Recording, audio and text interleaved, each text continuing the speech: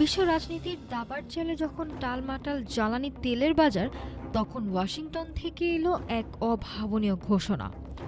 রাশিয়ার তেলের উপর নিষেধাজ্ঞার বেড়াজাল আর 1 মাস শিথিল করল ডোনাল্ড ট্রাম্প প্রশাসন। লক্ষ্য একটাই, লাগাম ছাড়া তেলের দাম নিয়ন্ত্রণ।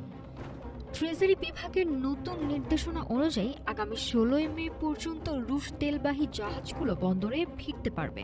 যদিও মাত্র দুদিন আগে মার্কিন অর্থমন্ত্রী স্কট বেসেন্ট জানিয়েছিলেন কোনো ছাড় দেওয়া হবে না, কিন্তু বাজার স্থিতিশীল করতে নিজের অবস্থান থেকে 180 ডিগ্রি ঘুরে দাঁড়ালো হোয়াইট হাউস।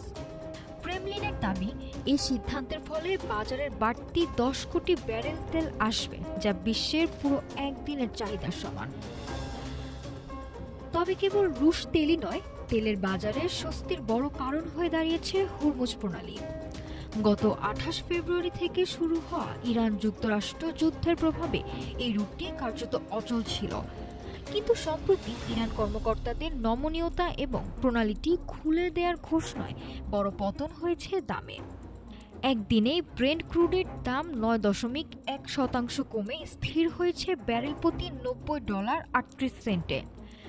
ইউএস অয়েলের দামও এখন $90 নিচে।